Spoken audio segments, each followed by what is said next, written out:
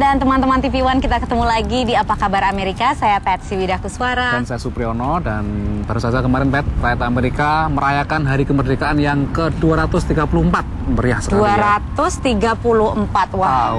Dan ternyata juga hampir sama dengan di Indonesia ya. Peringatan selalu diisi dengan hal-hal yang meriah, kembang api, nasionalisme, permainan rakyat juga. Betul. Ada juga ya, macam-macam konser dan sebagainya, dan sangat dinikmati oleh seluruh rakyat Amerika Serikat.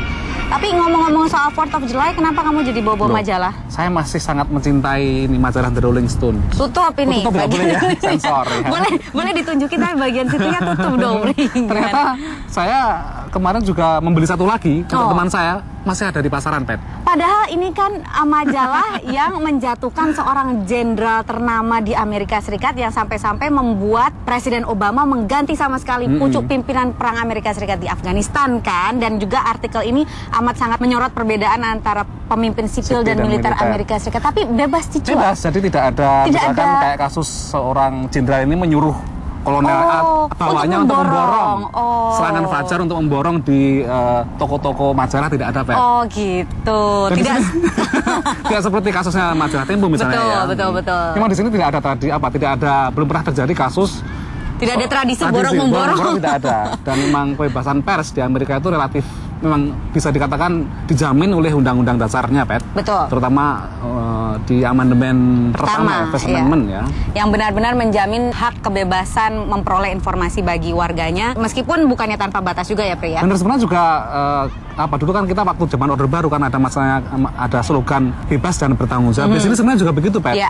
Artinya untuk masalah-masalah yang isu-isu nasional dan genting, misalkan masalah keamanan nasional, itu memang ada pembatasan tertentu. Atau kalau misalnya menyangkut isu yang mencemarkan nama baik seseorang dan sebagainya, itu ada aturan-aturannya dan diputuskan juga di pengadilan, sama seperti di Indonesia. Dan kalau sekarang ini di bawah Presiden Obama, sepertinya menurut Reporters Without Borders, ini adalah lembaga independen yang memberikan peringkat kepada seluruh negara yang berkaitan dengan press freedom atau kebebasan persnya.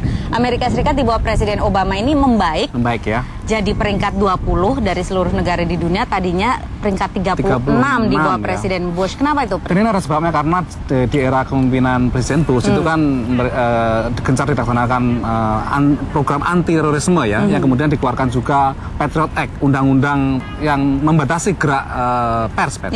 Jadi dengan alasan keamanan itu bisa saja pemerintah melarang media massa untuk mengungkapkan atau membongkar satu kasus yang menyangkut isu keamanan nasional, Pak. Dan ini sekarang juga pemerintah Obama sendiri juga sangat memberikan perhatian terhadap kebebasan pers negara-negara lain. Bahkan pada bulan Mei kemarin memformalkan satu undang-undang yang tujuannya adalah untuk menegakkan press freedom di seluruh dunia. Seperti ini cuplikan pernyataan Presiden Obama.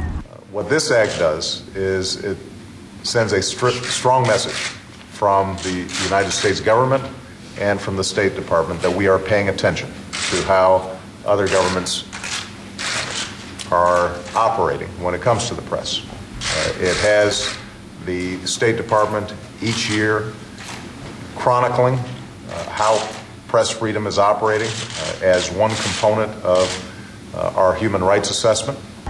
Pemirsa, itu tadi pernyataannya Presiden Obama. Dan Pri, kalau Amerika Serikat itu peringkat ke-20 di dunia, kalau Indonesia peringkat berapa? Tidak terlalu buruk, kita sekarang ranking ke-100. Dari 190-an negara, 180 sekian negara. Masih bagus dibanding dengan tetangga kita Malaysia. Oh, Malaysia berapa? 131. Oh, yang penting lebih bagus daripada Malaysia. Tapi masih kalah dengan Timur-Timur. Berapa? Timor-Leste berapa? 70. Oke, nah pemirsa, kalau begitu sekian dulu pembahasan kami tentang kebebasan pers berkaitan dengan isu pemborongan pemborongan yang mudah-mudahan nggak diborong ini.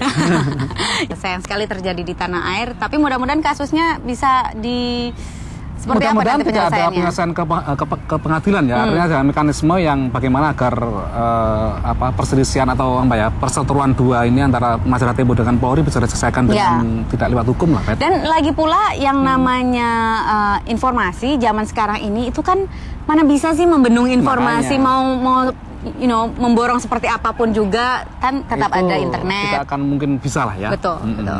Oke pemirsa, seperti itu bincang-bincang kita kali ini. Sekarang kita masuk dulu ya, karena panas udah gosong. Nanti kita akan ketemu lagi minggu depan. Dari Washington DC, saya Patsy Widakuswara. Dan saya Supriyono. Kita kembalikan dulu ke teman-teman TV One. Sampai jumpa.